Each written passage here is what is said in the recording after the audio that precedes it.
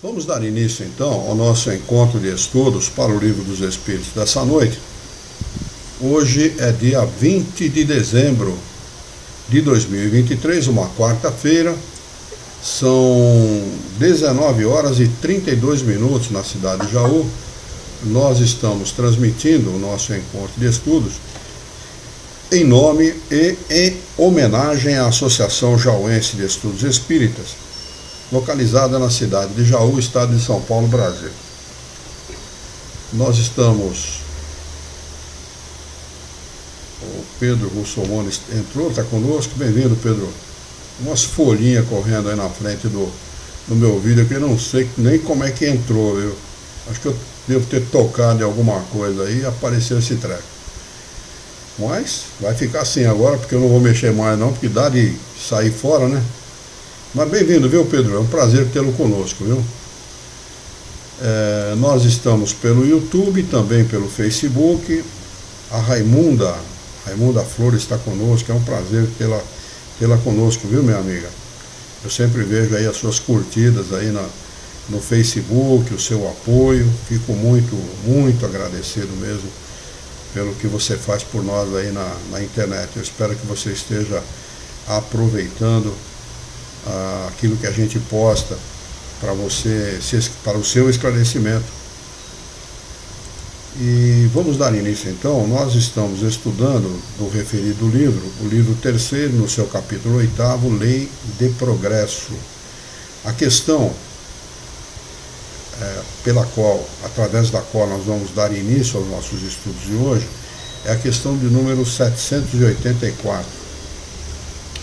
Pergunta Kardec aos espíritos superiores o seguinte: a perversidade do homem é bastante intensa e não parece que ele está recuando em lugar de avançar, pelo menos do ponto de vista moral?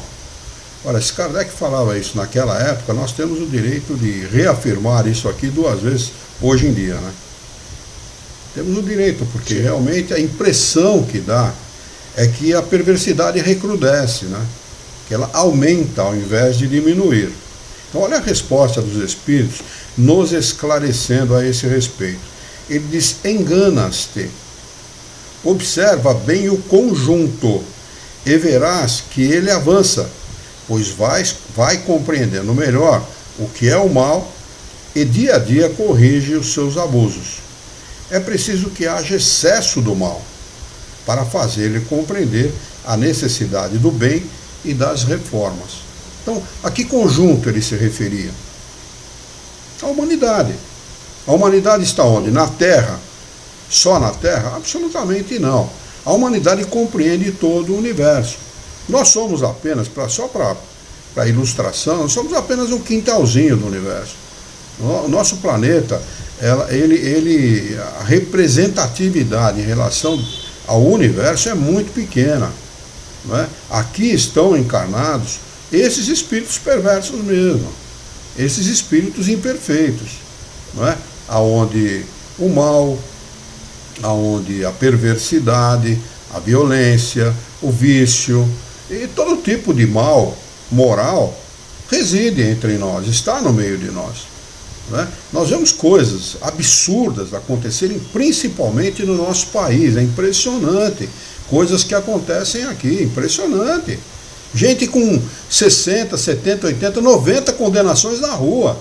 E o juiz libera o sujeito para ficar na rua, não o condena, não o coloca no cárcere, que é o lugar de gente assim. Gente perversa, lugar de gente perversa é fora da sociedade. Infelizmente ele tem que ser colocado fora da sociedade. Ele não entende a linguagem do bem. Não é? Mas nós vemos que as pessoas aqui no nosso mundo, elas procuram os seus interesses, elas veem somente aquilo que lhe interessa de forma pessoal. É por isso que nós temos, como espíritas, a obrigação de defender o bem comum, custe o que custar. Se custar a minha, estou falando por mim agora, a minha liberdade, eu aceito, mas eu não vou deixar de defender o bem comum, não, porque a omissão e que o espírita trata, o espírita brasileiro trata a política brasileira, a omissão, é uma coisa de pessoas Bom, não vou nem usar esse termo que eu pensei agora, porque é uma coisa absurda. Nós não podemos fazer, nós temos que trabalhar pelo bem comum, é nossa obrigação, é nosso dever. Não é? Por isso que a perversidade recrudesce no nosso mundo, porque os bons são omissos. Não é? E o mal ele não é tímido que nem o bem. Pelo contrário, ele é ousado, ele ousa mesmo. Ele vai para cima das pessoas boas, as pessoas boas se encolhem, não é? Ficam encolhidas, não querem saber de problemas, se encolhem e o mal recrudesce. Por isso que o mal, aqui no nosso mundo, o mal precisa chegar ao extremo para as pessoas entenderem a necessidade do bem. Não é? Porque quem é bom não cumpre a sua obrigação. Por isso que nós temos aí um governo como nós temos, um STF como nós temos, e por aí afora. Infelizmente, eu sou obrigado a dizer isso no estudo espírita, que não deveria caber esse tipo de comentário, mas a gente é obrigado a comentar em função da própria pergunta que Kardec fez. Por que o mal recrudesce? É uma questão de... O que você está fazendo é muito razoável. É uma questão de posicionamento e de bom senso. Por que o mal recrudesce? Né? A pergunta é essa, né? Exatamente. Porque se nós temos aí, no nosso meio espírita, essa falta de interesse, de posicionamento, né? Na verdade, a falta de interesse é justamente por interesse. Né? A ausência de posicionamento é por interesses, e tem que ter interesse. E aí, meu amigo, pode ser espírita, pode ser católico, pode ser o Papa, pode ser quem tiver que ser, porque é o interesse, é o egoísmo e o interesse, infelizmente. Infelizmente. Mas os espíritas têm muito mais obrigação do que qualquer outra denominação de defender o bem comum. Tem obrigação. Por quê? Porque é mais esclarecido. Ele sabe que as coisas materiais são temporárias. E o que vale é o espírito. E o bem comum, se nós defendermos o bem comum e conseguirmos estabelecer no nosso planeta esse bem comum, defendê-lo e ampliá-lo para todas as pessoas, o nosso planeta vai se tornar um lugar muito melhor para viver em pouco tempo. Mas o que fazem os espíritas? Eu não discuto isso, eu não discuto aquele assunto, eu não discuto aquele outro, e acabo ficando em cima do muro, que é uma coisa vergonhosa, na minha opinião.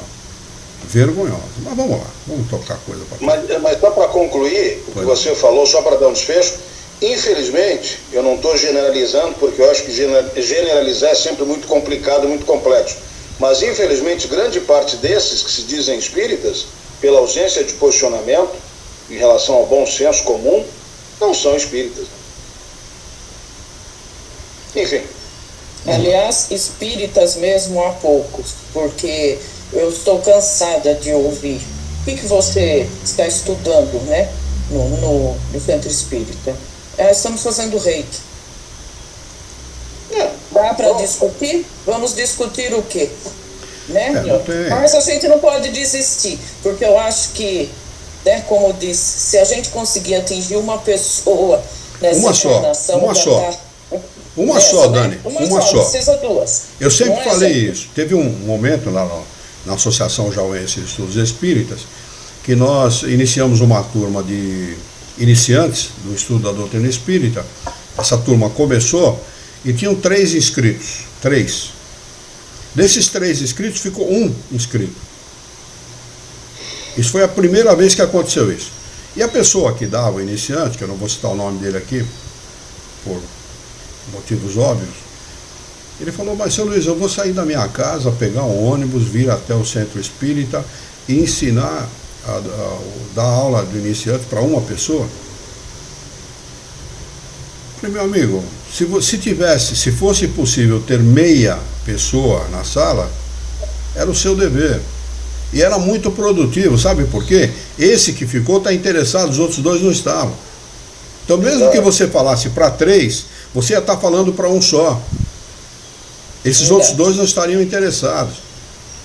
E eu tive, depois disso a gente mudou para outro endereço, nós tivemos uma sala que também teve uma pessoa, essa pessoa está no Rio Grande do Sul hoje. Tinha ele, a esposa e a filha. A filha era uma jovenzinha na época, 9, 10 anos de idade. Este cara foi o melhor observador das coisas espíritas que eu conheci até hoje. Gostava, interessado, perguntava, estudava. Olha, uma coisa deu prazer, uma pessoa só, deu prazer de falar de doutrina espírita para ele. Ele é meu amigo no Facebook até hoje, está lá no Rio Grande do Sul, acho que mora em Novo Hamburgo, Porto Alegre, uma coisa assim. Então, se nós conseguirmos atingir, pelo bom senso, uma única pessoa, está ótimo. Fizemos o nosso trabalho. Porque o trabalho da doutrina espírita, ela não é no atacado, é no varejo mesmo. O trabalho do atacado é o trabalho da igreja evangélica, igreja católica, anglicana, essas igrejas que gostam de juntar massa, número. O trabalho da doutrina espírita é um trabalho de esclarecimento, é um trabalho de iluminação do conhecimento de cada um. A pessoa sendo iluminada, eu sempre falei isso, e a Dani é testemunha, para as pessoas que estudavam a doutrina espírita, vocês podem sair daqui, irem morar em qualquer lugar do mundo, jamais vocês vão deixar de ser espíritas, pelo que vocês estudaram nessa sala. Podem ir morar e frequentar o centro espírita que vocês quiserem, vocês vão ser críticos daquilo que se faz ali. E jamais vocês vão deixar de ser espírita. Esse é o trabalho da doutrina espírita. O trabalho de engrandecimento do homem, da libertação do homem, do jugo da religião, dos dogmas religiosos. Libertar o homem disso, mostrar para ele a sua importância. Não é? Porque ele, sabendo que é importante, ele entende que pode. Entendendo que pode, ele faz qualquer coisa. Não é? Exato. Mas vamos lá, questão de número 785. Pergunta de Kardec aos espíritos superiores: qual o maior obstáculo ao progresso? Os espíritos superiores respondem o seguinte: são o orgulho e o egoísmo. Quero referir-me ao progresso moral, porque o intelectual avança sempre. Ele parece, aliás, à primeira vista, duplicar a intensidade daqueles vícios, desenvolvendo a ambição e o amor das riquezas, que por sua vez incitam o homem às pesquisas que lhe esclarecem o espírito. Quer dizer, de dentro do próprio mal, Deus tira o bem maior. Né? O desenvolvimento da inteligência leva o homem à ambição. Ambicioso que é, procura, né, pesquisar, saber, para aumentar a sua própria riqueza. E essas riquezas o levam a entender melhor o que é melhor para o seu espírito. Não o que é melhor para o encarnado, mas para o espírito. É assim que tudo se relaciona no mundo moral, como no físico. E que do próprio mal pode sair o bem. Mas esse estado de coisas durará apenas algum tempo, porque os tempos são chegados. Eu citei aqui na quarta-feira passada, e quero repetir para aqueles que quiserem tomar ciência daquilo que Kardec escreveu sobre esse assunto, Revista Espírita de 1866, é a matéria que abre o mês de outubro de 1866. Vá lá na Revista Espírita do ano de 1866, procure o mês de outubro, e a matéria que abre esse mês intitula-se Os Tempos São Chegados. É uma matéria longa, mas extraordinariamente esclarecedora. Muito boa. Não é? E ali ele mostra claramente que, quando a gente ouve isso, dá a impressão que vai acontecer amanhã esse tipo de reviravolta no nosso planeta, transformando os espíritos aqui de malzinhos em bonzinhos. Não é assim. A transformação acontece. Na maioria das vezes, os espíritos que mudam o seu modo de proceder e reencarnam no nosso mundo novamente são os mesmos malzinhos do passado. Mudam a sua forma de pensar e reencarnam defendendo o bem. Eles defendiam o mal, reencarnam defendendo o bem. Somos nós mesmos que vamos consertar esse planeta. Não tem nenhum cataclismo, não tem nenhuma reviravolta nuclear, não tem nada disso. As coisas vão acontecer naturalmente. Por isso que ele diz aqui, mas esse estado de coisas durará apenas algum tempo. Não é no nosso tempo. Ah, mas em 100 anos? Não. Em 1000 anos? Também não. Quanto tempo? Não se sabe. Quem estabelece tempo, aliás, seja encarnado ou desencarnado, desconfia dele. Ele está fazendo alguma coisa por interesse, por vaidade, por alguma razão, menos pela verdade. Porque os espíritos não estabelecem tempo. Aliás, é muito temeroso estabelecer tempo para alguma coisa. O nosso tempo não é o tempo de Deus. O nosso tempo não é o tempo dos desencarnados, não é o tempo do espírito. 1 século do nosso mundo é um relâmpago na eternidade, dizem os espíritos. Então, quantos relâmpagos serão necessários para que os tempos realmente sejam chegados? Essa é a pergunta. Sr. Luiz, só repete para mim, por favor, a Revista Espírita, outubro 1866. 1866. É a matéria que abre o mês de outubro de 1866. Os tempos são chegados. Escrita por Kardec, viu? Depois tem a mensagem de 2 ou 3 espíritos falando sobre esse assunto. Muito esclarecedor, realmente vale a pena. Obrigado. Pois não. Modificar-se-á à medida que o homem compreender melhor que, além do gozo dos bens terrenos, existe a felicidade infinitamente maior e infinitamente mais durável. Eu fico me perguntando o seguinte, eu sou um amante de carro. Adoro automóvel, sempre adorei. Isso aí, desde pequenininho. Minha mãe tinha um relógio que tocava o hino nacional. Eu tinha uns, talvez 4, talvez menos, anos de idade. E eu lembro que eu estava num lugar, eu lembro que era no alto, mas eu não lembro exatamente aonde. Era no alto, não era no térreo, era no alto. Eu estava com o martelo na mão, dando no relógio. E minha mãe falou, o que você está fazendo? Eu falei, estou consertando, mãe. Eu estou consertando o relógio.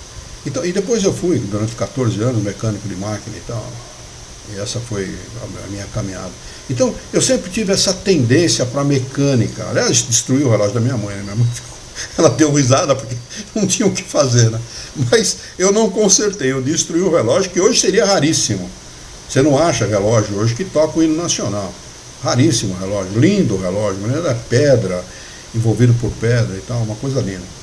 Mas eu sou muito amante de automóvel. Eu, quando vejo uma Ferrari, uma Lamborghini, e esses carros, eu acho que... Eu não gostaria de ter um, porque eu acho que seria uma ostentação muito fora dos padrões brasileiros, né? Quem ostenta um carro desse está simplesmente humilhando o seu próximo país de miseráveis, né? Mas eu gostaria de ver um entrar, examinar e tudo mais e tal. Agora eu fico imaginando como é a Lamborghini, como é a Ferrari, como é o Rolls Royce do mundo espiritual. Vocês já pararam para pensar nisso? Como deve ser o mundo dos espíritos? Porque ele diz aqui, olha, prestem atenção. Mas esse estado de coisas durará apenas algum tempo. Modificar-se-á à medida que o homem compreender que, melhor que, além do gozo dos bens materiais, existe uma felicidade infinitamente maior e infinitamente mais durável. Por melhor que seja a Lamborghini, ou a Ferrari, ou o Rolls Royce, ele vai durar algum tempo, ele não vai durar para sempre. Mas lá, os bens espirituais são infinitamente duráveis e infinitamente melhores. Eu fico às vezes pensando nisso e falo, bom, realmente eu não quero nada desse mundo, nada, já entendi isso, não quero.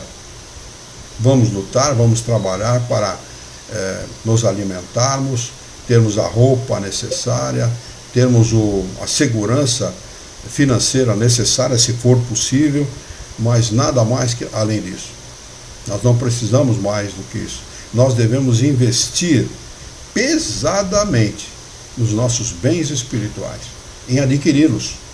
porque eles são a felicidade infinitamente maior e infinitamente mais durável, né? E quanto a gente tem que batalhar para isso. Porque os bens materiais eu vejo de uma forma, né, nada tão luxuoso, mas a gente trabalha e a gente tem. Mas mesmo tendo aquilo que você consegue, como dizia minha mãe, né? Você olha, você compra uma blusa, aí você fica se olhando, tal, isso passa rapidinho. Mas uma consciência tranquila, uma noite bem dormida, a alegria de ver alguém bem, é inexplicável, eu não sei. Aí quando falo uma felicidade infinitamente maior e infinitamente mais durável, eu não sei, eu fico pensando, o que será realmente? Porque a gente batalha muito aqui, e por mais que você tenha bens materiais, você busca a felicidade, não está neles, a gente sabe.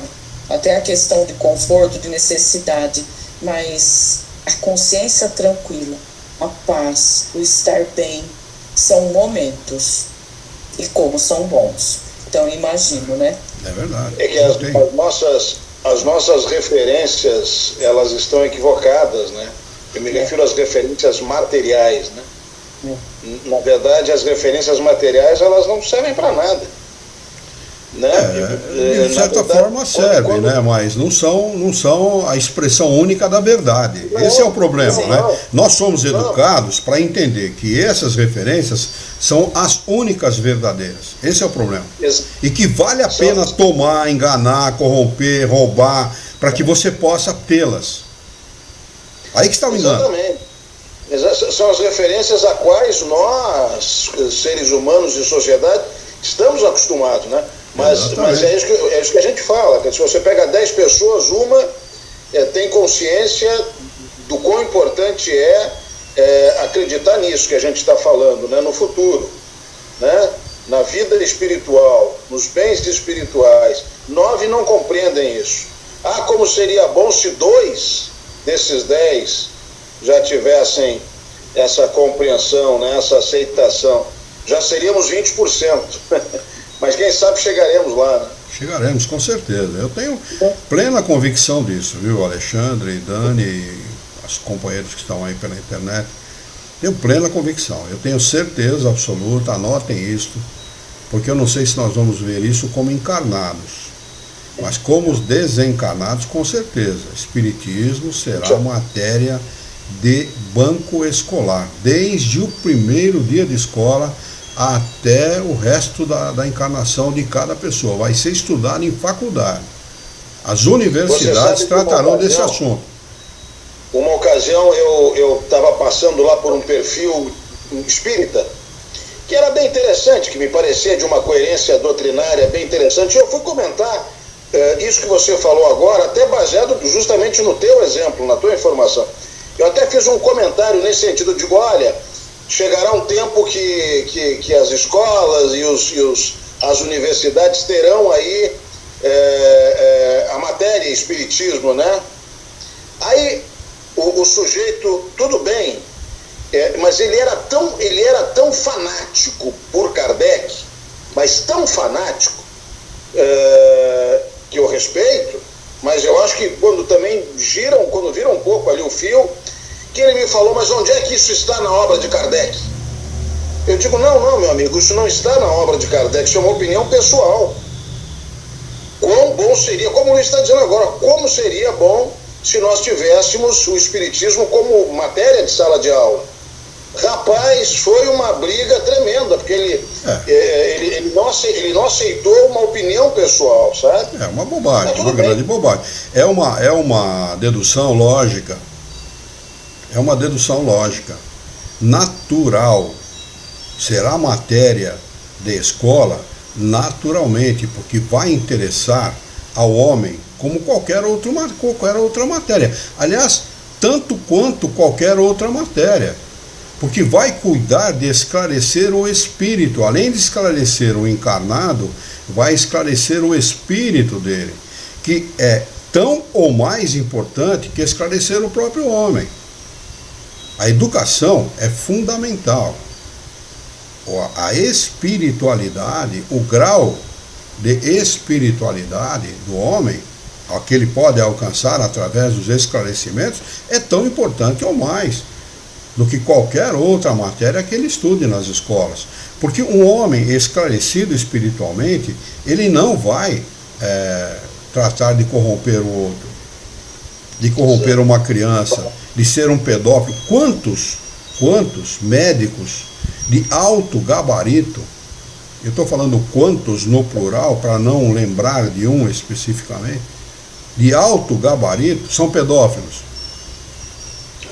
Quer dizer, o que adiantou o gabarito dele, a capacidade dele, em termos médicos, somente? Ele não cuidou da moral como deveria ter cuidado, como cuidou do corpo. E é isso que faz toda a diferença.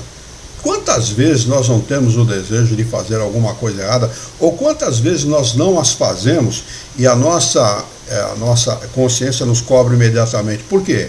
Por que cobra? Cobra exatamente porque nós somos esclarecidos. E nós estamos assinando o próprio atestado de prisão moral ao qual nós estamos sujeitos, porque não estamos cumprindo aquilo que nós sabemos, aquilo que não estamos dando o devido valor aos esclarecimentos que nós temos. O próprio homem se condena quando ele é esclarecido. Então, ele, não precisa ninguém lhe colocar freio, ele próprio coloca o freio quando ele tem conhecimento a respeito dos valores espirituais, de quem ele é, de onde ele veio, para onde ele vai, qual é a sua natureza, a sua origem e o seu destino. É isso que falta ao homem. Só isso que falta. Ele não afirmou aqui que a inteligência ela avança sempre. Avança sempre, mas está faltando o quê na retaguarda desse avanço da inteligência? O freio da moralidade. Não é? Porque o sujeito faz sempre visando o bem próprio. Unicamente seu próprio bem. Não pense em terceiros. Não é? É muito comum a gente assistir aí histórias contadas do século XIX, do século XVIII, quando foi o século das invenções, dos grandes projetos de desenvolvimento das nações e tal, né, onde se criou as estradas de malha de ferro, as malhas ferroviárias e tal. As pessoas só faziam com um propósito, de beneficiar a si mesmo, com o propósito de ter lucro. Acabaram beneficiando todo mundo, porque aqui nesse mundo é assim, né? Quando você pensa em beneficiar única e exclusivamente a você acaba beneficiando todo mundo, porque do próprio mal Deus tira um bem maior. Mas não que o homem projete isso. Então, morreu gente que não precisava morrer. Por exemplo, o Canal do Panamá.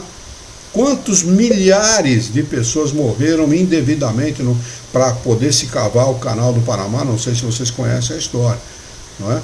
Foi um canal cavado pelos Estados Unidos da América do Norte. Milhões de pessoas morreram indevidamente, desnecessariamente, por ambição do próprio homem. E assim, outros que aconteceram, que se sucederam no nosso mundo. Então, se a moral fosse um freio para isso, talvez tivessem feito a coisa de maneira diferente. Não iam morrer pessoas? Iriam, com certeza. Com certeza iriam morrer do mesmo jeito, né? Mas não num número tão grande e não de uma forma tão cruel, como foi, por exemplo, no Canal do Panamá. Né? Quantas guerras poderiam ser evitadas? Quantos derramamentos de sangue? Quanto ódio, rancor seria evitado se o homem tivesse o conhecimento, o esclarecimento sobre quem ele é realmente, não sobre o que ele vê, mas quem ele é realmente. Nós somos espíritos imortais, não seres encarnados apenas, seres materiais apenas, mas espíritos imortais. Isso mudaria tudo. Mudaria a realidade do próprio homem. Esse tipo de esclarecimento ainda vai alcançar o homem e vai se tornar de um interesse tão grande para o homem que vão se fazer projetos de estabelecer essa matéria desde os primeiros dias de aula até os últimos dias de aula e depois para sempre, porque é um estudo que a gente não para. né? Eu estudo a obra de Kardec faz 20 anos e não pretendo parar, não, a não ser que eu desencarne, mas quem sabe eu continuo estudando lá também, né? Porque lá a possibilidade é maior ainda. Eu não pretendo parar, não. A gente cada dia conhece coisa nova, cada dia aprende coisa nova, mesmo estudando pela 9ª vez o Livro dos Espíritos. Eu sempre aprendo alguma coisa nova. Então, o que dirá, né, deste estudo estar dentro de uma escola, estar dentro de uma universidade, discutido pelos alunos, pelos professores, né, como matéria, como interesse, né, de esclarecimento das pessoas, até certamente vai ajudar no conhecimento das outras matérias. Que bom seria para a humanidade isso, né? Com certeza, absoluta, com certeza, porque é o que está fazendo falta, não é? É o que está fazendo falta. Eu acredito que vai chegar esse momento, porque eu, como estou dentro de uma já mais de 20 anos, eu vejo que nós temos hoje. Nós temos tudo que é material, né? Mas o ser humano, ele está difícil. Quando você começa a conversar com ele, trazer para o lado da espiritualidade, da moralidade, parece que o semblante dele já vai mudando. Se fecha, né? Então, você tem competência, mas você não tem solidariedade, você não tem empatia, você não tem mais a colaboração, espírito de equipe, é só eu. E é nítido. Às vezes vem um aluno lá com competência sensacional, mas egoísta, só pensa nele. Então ele nunca está bem. Ele é ótimo para o mundo da competência, da excelência, mas ele não é para trabalhar com o ser humano, para o próximo. Então isso é uma coisa que a gente já trabalha bastante nessa escola, que é um projeto, né, um programa, e é essa parte de projeto de vida. Qual que é o seu projeto de vida? Qual que é o seu objetivo? Então ali a gente vê aquele que quer ser medicina, é aquele que fala, eu quero ser feliz. Aquele que fala, eu quero ter uma família. Não que ser médico não seja um projeto de vida, mas a gente vai vendo o ser humano, as diferenças de um para o outro. Então é uma escola que eu trabalho, que trabalha essa acolhida do ser humano, essa parte da moralidade, sem falar em religião, em doutrinas, respeitando a tudo e a todos. Então eu vejo que é um começo, e eu acredito que isso vai chegar sim. Já tem até artigos científicos da USP, né, a questão da matéria espiritismo, já li alguma coisa na revista super interessante, porque não tem outro caminho. Tem outro caminho. Aqui em Botucatu, Dani, tem a Associação Médico Espírita. Sensacional. Aqui em Botucatu, Associação Médico Espírita. Entendeu? Médicos que se dedicam a estudar e a falar sobre o doutrina espírita. É claro que mesclam com aquelas coisas de umbral, sim. Aquela baboseira toda, né? Mas existe essa associação, é um começo, é um início. É um começo. Quer ver, eu vou dar um exemplo para vocês, muito simplório, inclusive, mas que tem um alcance, uma profundidade muito grande. A Yara foi hoje na sua cabeleireira cortar o cabelo e pintar o cabelinho branco dela e tal, foi dar uma tingida lá e tal, agora para as festas, né? Toda mulherada gosta de fazer isso, porque são vaidosas e tal, né? Eu também, eu pinto o meu, né? Tá vendo? Você é só o filtro do Instagram, já resolve.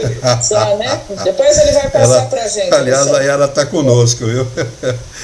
E a Yara... Olá, Yara, saudades.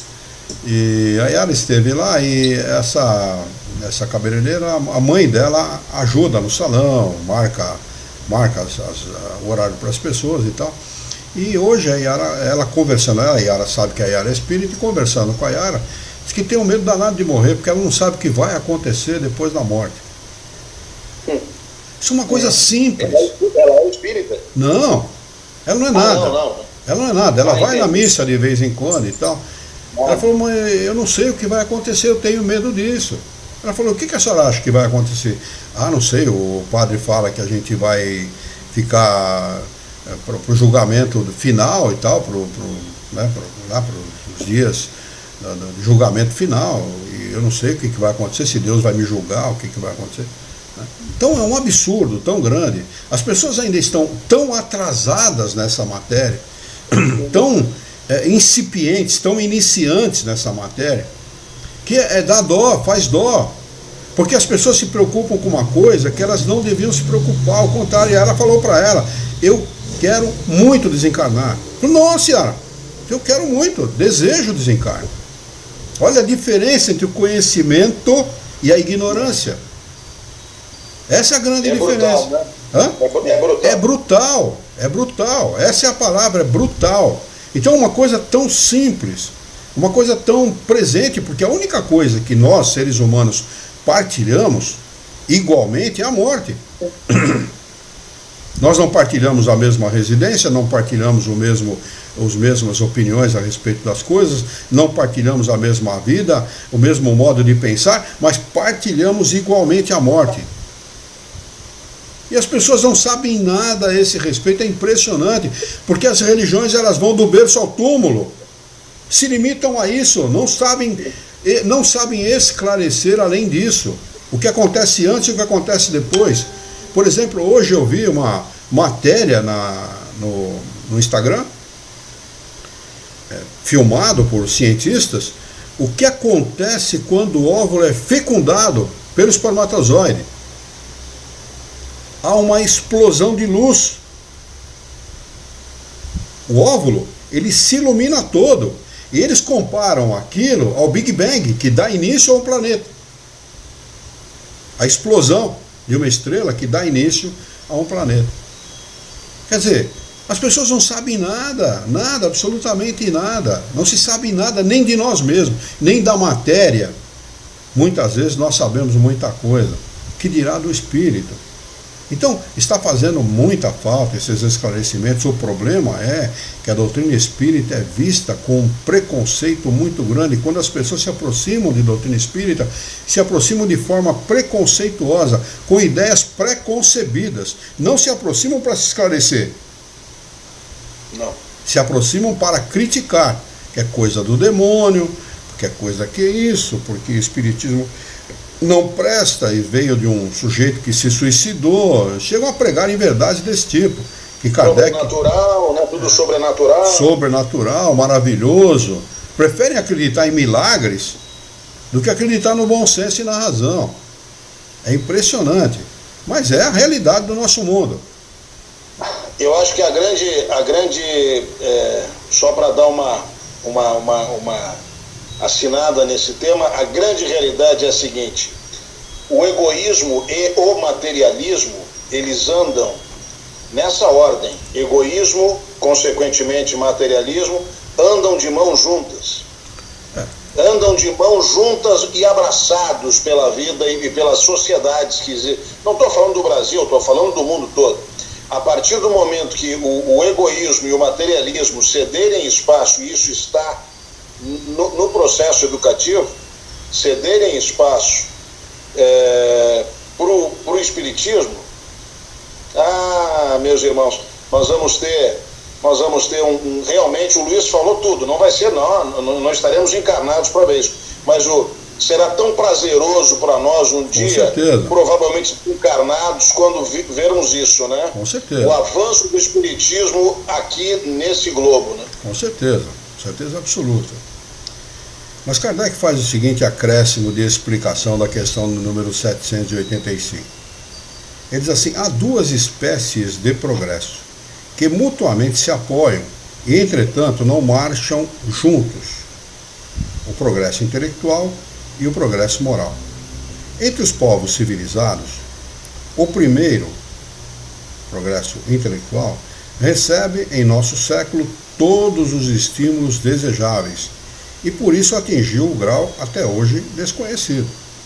E é verdade mesmo, esse estímulo, a Dani mais do que ninguém conhece, sabe, esse estímulo é dado em alta escala para que o aluno se desenvolva intelectualmente, e se desenvolve. Se Kardec ficava surpreso com o desenvolvimento intelectual da sua época, imagine se ele estivesse encarnado hoje, né? Como ele não se referiria. Seria necessário que o segundo, o desenvolvimento moral, estivesse no mesmo nível.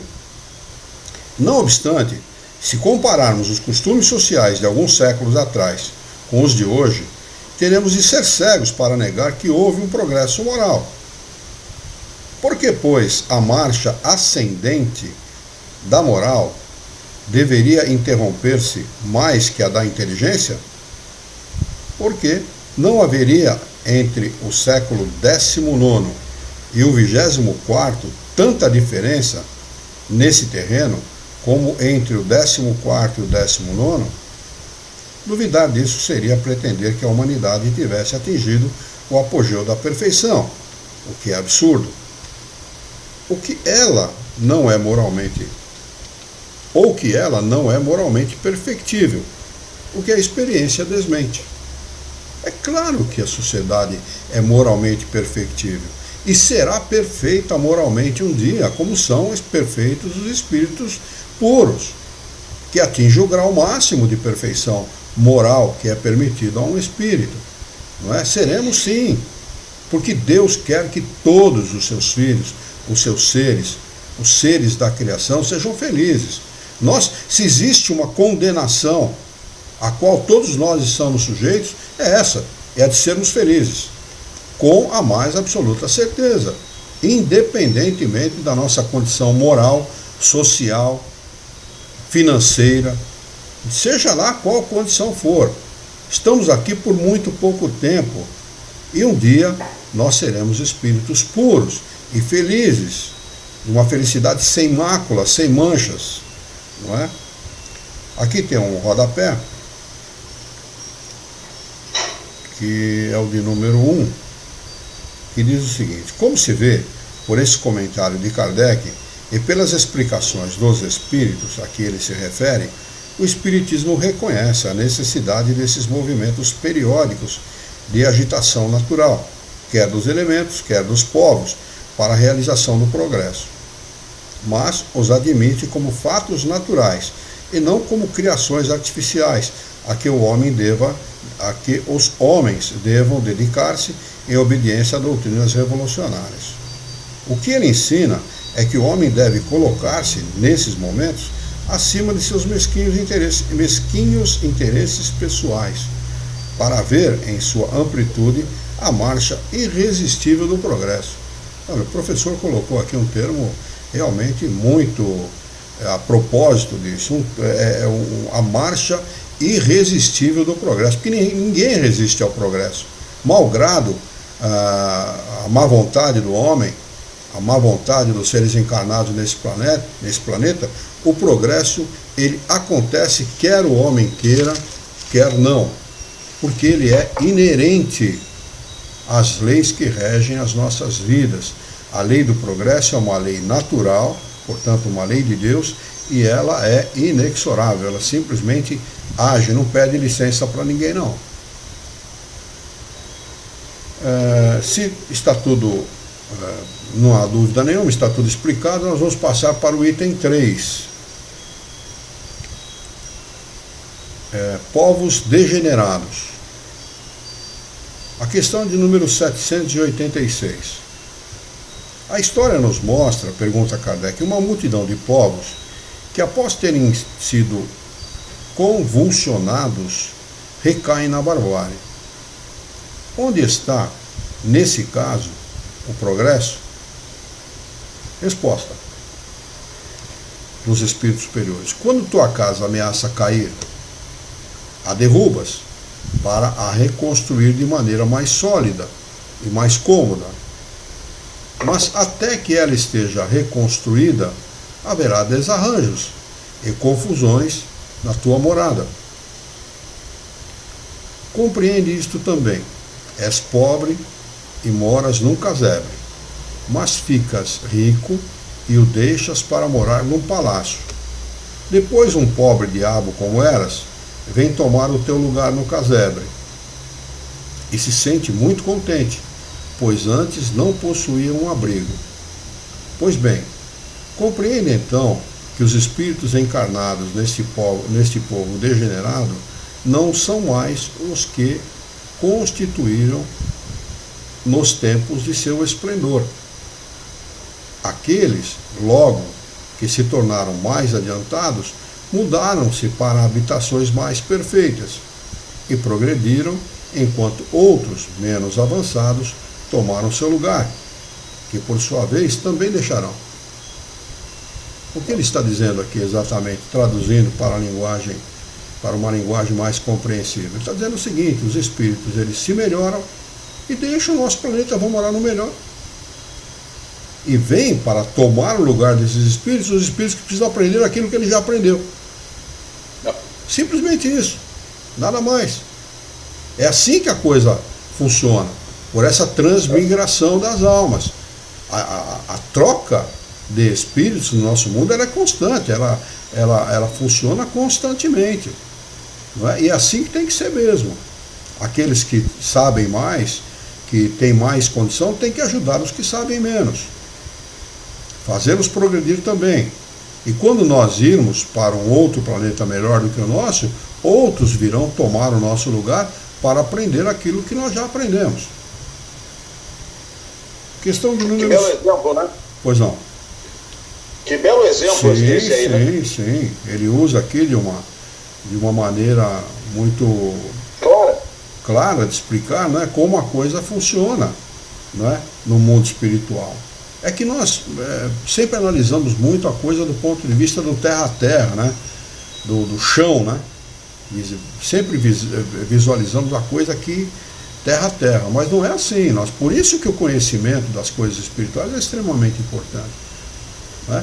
Quando Kardec fala que depois que nós conhecemos a doutrina espírita, 3/4 partes da importância que nós damos aos bens materiais se perdem, só por isso já seria de uma importância imensa. Tem pessoas que se aferram às coisas materiais de tal maneira que matam e morrem por conta disso. Ainda hoje eu falava disso. É impressionante. Então, se nós conhecemos a doutrina espírita e deixamos para lá, que no meu caso a Lamborghini, a Ferrari, o Rolls Royce, para imaginar o que a gente pode conquistar no mundo espiritual e trabalhar em cima dos meus defeitos para conquistar os bens espirituais, né? As outras pessoas vão fazer a mesma coisa, vão entender a mesma coisa que eu entendi e vão procurar os mesmos bens espirituais para satisfazer o seu espírito, que é imortal. O homem é mortal. O homem morre. 70, 80, 90, 100 anos, ele morre. Mas o espírito não. Como é que nós estaremos na imortalidade quando o nosso espírito for para o mundo dos espíritos? Quando nós, pelo fenômeno biológico da morte, deixarmos o corpo físico. Como nós estaremos? Essa é a pergunta que todos têm que se fazer. Bem ou mal? O que você faz moralmente? Está te afligindo ou está te deixando feliz? Se a resposta é feliz, fique tranquilo, independentemente do seu conhecimento, você vai estar bem no mundo dos espíritos. Mas se a tua conduta te aflige moralmente, tome cuidado, porque o sofrimento no mundo espiritual é muito maior do que no mundo material. Questão de número 787. Pergunta a Kardec aos espíritos superiores: não há raças rebeldes ao progresso por sua própria natureza? Eles respondem sim, mas dia a dia elas se aniquilam corporalmente. 787A. Pergunta de Kardec: qual será o destino futuro das almas que animam essas raças? Olha a resposta dos espíritos: chegarão à perfeição, como todas as outras, passando por várias experiências. Deus não deserda ninguém. É que nem aquela placa de caminhão que diz assim: eu não sou dono do mundo, mas sou filho dele. Perfeita aquela placa.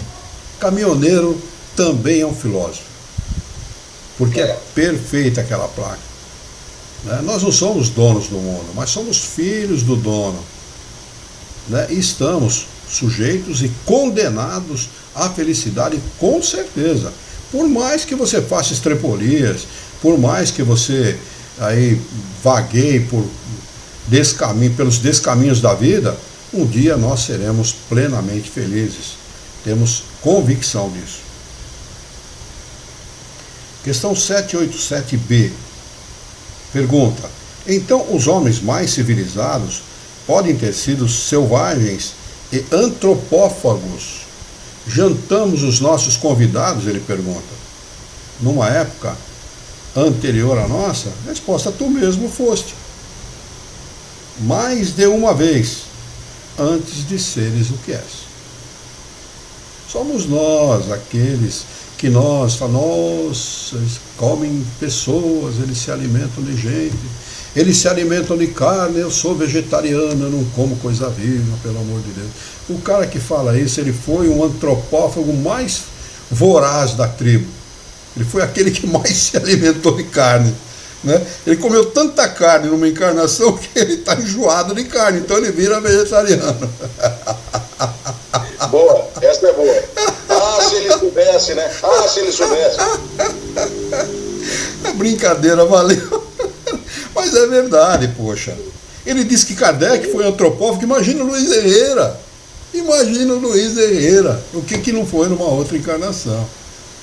Não é? Então, é assim que funciona. Nós não somos criados sábios, conhecedores de todas as coisas. E sim, ensinam os espíritos simples e ignorantes. Simples, porque não estamos corrompidos pela matéria. E ignorantes, porque não desenvolvemos todas as qualidades que temos dentro de nós. Na medida que o homem se desenvolve, hoje nós não somos mais simples, porque estamos corrompidos pelas coisas materiais. Pelo egoísmo, pelo orgulho, pela vaidade, pela prepotência, pelo desejo de poder, pelo desejo do dinheiro, as coisas materiais. Não é? E não somos mais ignorantes. Temos a nossa mente mais desenvolvida, temos conhecimento de muitas coisas. Mas o espírito, lá no seu início, ele é criado simples e ignorante. E vai à medida dos bilhões de anos se desenvolvendo, para chegar num determinado momento e se tornar espírito puro. Com certeza. Seremos espíritos puros. Com certeza, como é Jesus de Nazaré, o aniversariante do próximo domingo, da próxima segunda, né? Da próxima segunda-feira, que apesar de ser uma data comercial. Como? Segunda-feira. Segunda-feira, dia 25, né? Que apesar de ser uma data estipulada aí pela igreja e tal, e comercial, ela tem uma validade muito grande, porque ela nos lembra do maior de todos os espíritos que encarnou entre nós.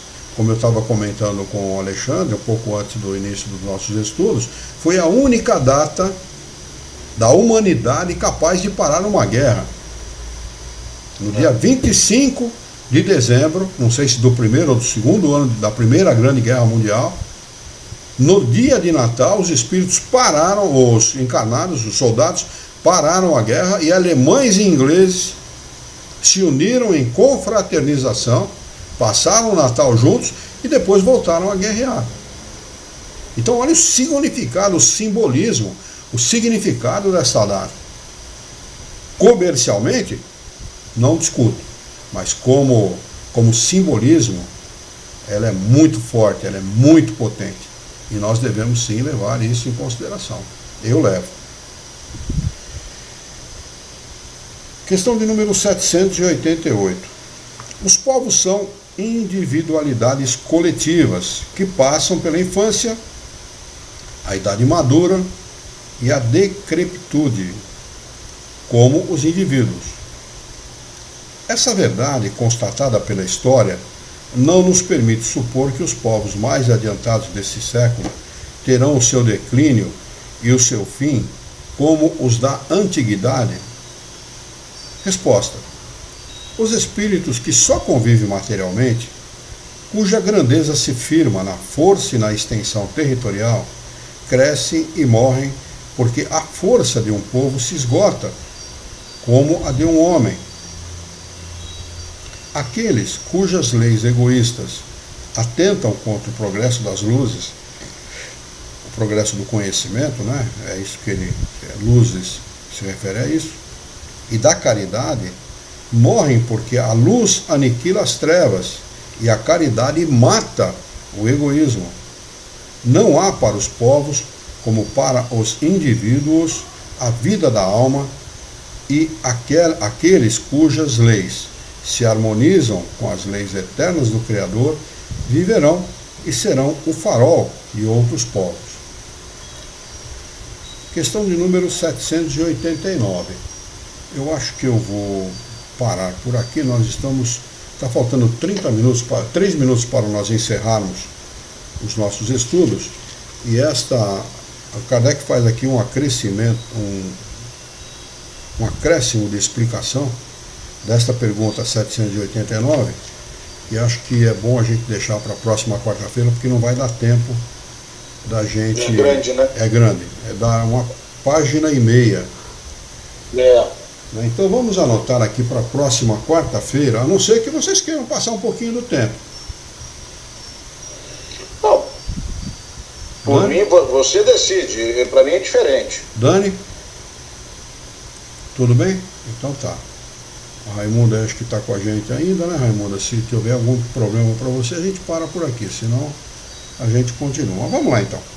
Questão de número 789. O progresso reunirá um dia todos os povos da Terra numa só nação? Resposta dos espíritos superiores. Atentem, não em uma só nação, o que é impossível, pois a diversidade dos climas nascem costumes e necessidades diferentes que constituem as nacionalidades. Assim, serão sempre necessárias leis apropriadas a esses costumes e a essas necessidades.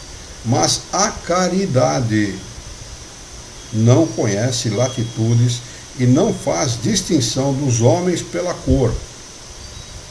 Quando a lei de Deus constituir por toda parte a base da lei humana, os povos praticarão a caridade de um para o outro, como os indivíduos de homem para homem, vivendo felizes e em paz, porque ninguém tentará fazer o mal ao seu vizinho ou viver às suas custas, às suas expensas. Acrescenta Kardec a seguinte explicação. A humanidade progride através dos indivíduos que se melhoram pouco a pouco e se esclarecem. Quando estes se tornam numerosos, tomam a dianteira e arrastam os outros. De tempos em tempos surgem os homens de gênio, que lhe dão um impulso, e depois homens investidos de autoridade, instrumentos de Deus, que em alguns anos a fazem avançar de muitos séculos. O progresso dos povos faz ainda ressaltar a justiça da reencarnação. Os homens de bem fazem louváveis esforços para ajudar uma nação a avançar moral e intelectualmente. A nação transformada será mais feliz neste mundo e no outro. Compreende-se. Mas, durante a sua marcha lenta através dos séculos, milhares de indivíduos morrem diariamente. E qual seria a sorte de todos esses seres que sucumbem durante o trajeto? E chama de sorte aqui é o destino. O que vai acontecer com esses homens que morrem durante esse trajeto? Sua inferioridade relativa os priva da felicidade reservada aos que chegam por último?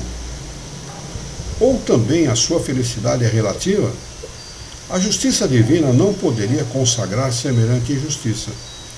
Pela pluralidade das existências, o direito à felicidade é sempre o mesmo para todos, porque ninguém é deserdado pelo progresso. Os que vivem no tempo da barbárie, podendo voltar no tempo da civilização, no mesmo povo ou em outro, é claro que todos se beneficiam da marcha ascendente. Mas o sistema da unicidade da existência, ou seja, uma existência só, apresenta nesse caso outra dificuldade. Com esse sistema de uma única existência, a alma é criada no momento do nascimento, de maneira que Se um homem é o mais adiantado que outro, é porque Deus criou para ele uma alma mais adiantada que outro, é porque Deus criou para ele, uma alma mais adiantada. Por que esse favor? Que mérito tem ele que não viveu mais do que o outro, menos, muitas vezes, para ser dotado de uma alma superior? Mas essa não é a principal dificuldade. Uma nação passa em 1000 anos de barbárie à civilização. Se os homens vivessem 1000 anos, poderiam conceber-se que, nesse intervalo, tivessem o tempo de progredir. Mas diariamente morrem criaturas em todas as idades, renovando-se sem cessar, de maneira que, dia a dia, as vemos aparecerem e desaparecerem. No fim de um milênio, não há mais traços dos antigos habitantes. A nação de bárbara tornou-se civilizada. Mas quem foi que progrediu? Os indivíduos outrora bárbaros? Esses já não estão mortos há muito tempo? Os que chegaram por último? Mas se a sua alma, criada no momento do nascimento, desculpa, eu vou ler de novo que eu li errado. Mas se a sua alma foi criada no momento do nascimento, essas almas não existiram no tempo de barbárie. E é necessário admitir, então, que os esforços desenvolvidos para civilizar um povo têm o poder não de melhorar as almas imperfeitas, mas de fazer Deus criar outras mais perfeitas. Comparemos essa teoria do progresso com o que nos foi dado pelos Espíritos. As almas, vindas no tempo da civilização, tiveram a sua infância, como todas as outras, mas já viveram e chegam adiantadas em consequência de um progresso anterior. Elas vêm atraídas por um meio que lhes é simpático e que está em relação com seu estado atual. Dessa maneira, os cuidados dispensados à civilização de um povo não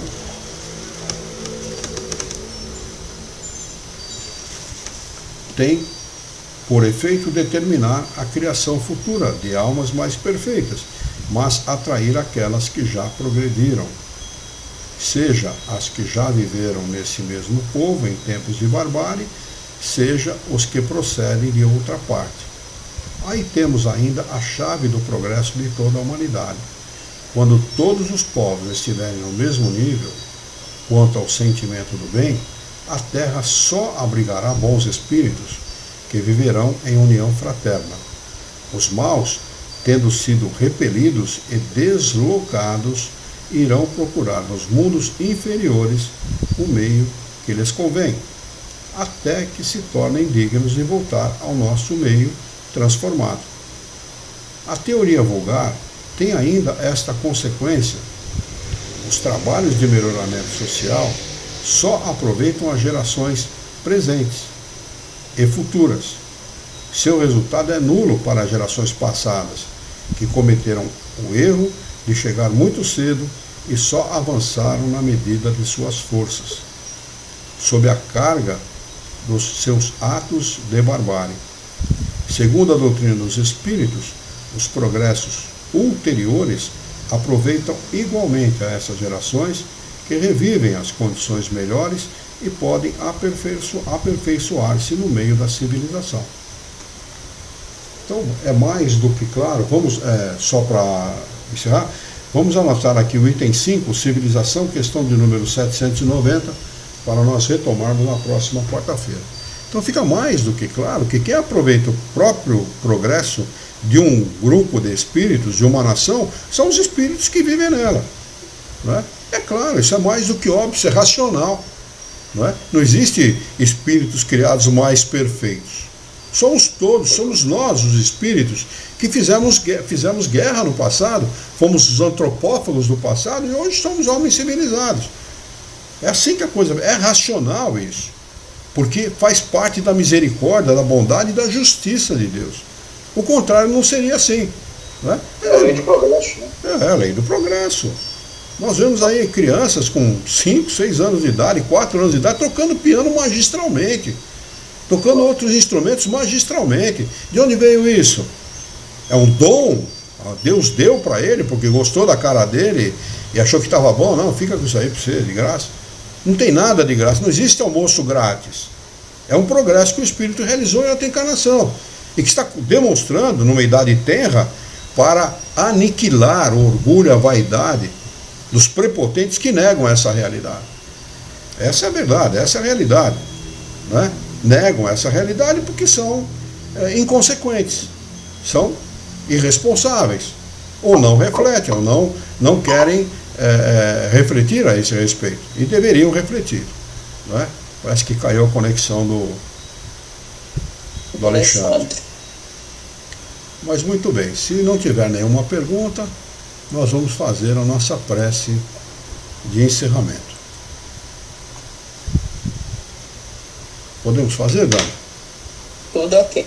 Muito bem. Então vamos elevar o nosso pensamento, mentalizar a figura excelsa e amiga de Jesus, nosso mestre, nosso modelo e guia da humanidade, e juntos com Jesus vamos nos dirigir ao Criador, ao Senhor da vida, fonte inesgotável de paz, de amor, de bondade, de misericórdia e justiça, para agradecê-lo muito pela oportunidade de aqui estarmos reunidos em seu nome, para discutirmos as questões propostas pelo Livro dos Espíritos dessa noite.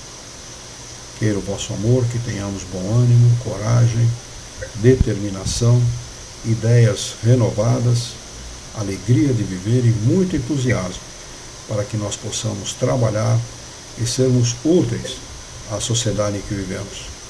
E dá-nos ainda, Senhor, a coragem de podermos orientar a própria existência por um profundo e sincero respeito pelo nosso próximo. Em teu nome, em nome de Jesus, em nome dos bons espíritos, em nome do nosso diretor espiritual e de sua equipe, nós declaramos encerrado os nossos estudos dessa noite, e que assim seja.